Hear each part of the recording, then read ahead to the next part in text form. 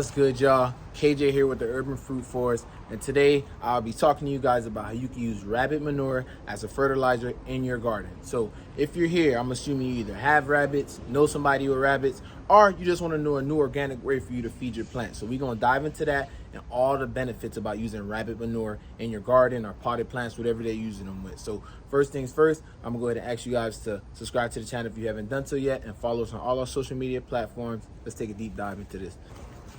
Boom. So I got this big bag of rabbit manure right here, just to clear the air out. I do not have rabbits. I love rabbits. I just don't have any at the given moment. But fortunately for me, my neighbor has a boatload of rabbits, so from time to time he likes to drop a bag of poop off. So this is what I use. Gotta love rabbit manure. The reason I love rabbit manure, it's one of the best fertilizers you can use compared to all the other animals waste that people use. I've even seen a test where they compared it to chickens. I think it was goat, cows, and one more. And rabbit manure is significantly better than all three of them. I'm gonna go ahead and pull it up for you guys too. So also another benefit about rabbit manure is you can use it while it's cold. And what I mean while it's cold is, for example, I have a chicken compost that you guys probably know that I can't take the manure from my chickens and drop it directly on my plants. It's too hot and too rich in nitrogen. It'll burn my plant's roots and take it out. But guess what? With rabbit manure, that is not a problem. You can literally take the rabbit manure straight from the hutch or whatever it is that you keep it in, or your friend, or wherever you find it. Take it and drop it right on the plants. So I'm gonna show you guys that right now. I'm about to show you guys how I fertilize my mangosteen with this rabbit manure. All right, so right here I have a lemon drop mangosteen that, as you can see, is getting beat up by the sun, but we about to fix that right now with some good old rabbit manure. So I got this bag from my neighbor, like I told you guys.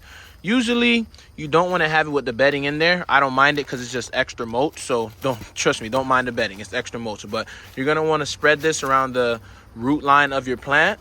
As you can see, I have a little drip irrigation system going on, so I'm gonna just put it around the drip irrigation system so that the water does its thing after I get it fertilized. So same thing with your fruit trees or anything you're pollinating with. You're gonna want to spread it around the root ball so that the roots could spread and not stay in one spot.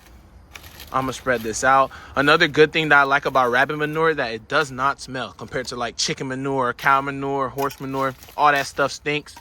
Rabbit manure does not stink. It's cold. You gotta love this stuff, man. If you don't know anyone with rabbits, you could probably find rabbit manure from a local grower. You could check your Facebook groups, but I'm pretty sure someone around you has rabbits. If you don't know them, just go ahead and make friends and find them.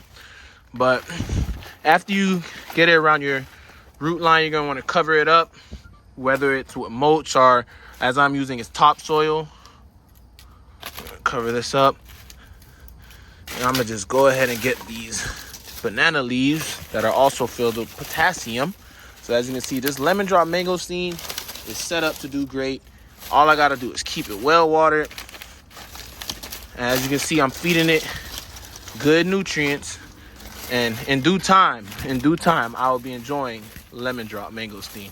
And of course, you know, I'm gonna come with a taste test for you guys. So all right, so now that you got your plant nice and fertilized with that rabbit manure, make sure you get it well watered so that it starts to break down and the nutrients go ahead and feed that plant so it grow big and strong. Make sure you get mulch on that. Y'all know I like to preach that, mulch. It'll keep the fertilizer in there. It'll bring in all the microorganisms because they won't be getting beat up by the sun, and they'll help it break down even faster, plus adding some more nutrients to the soil. So that's all I got for you guys. If you have any questions, comment it down below.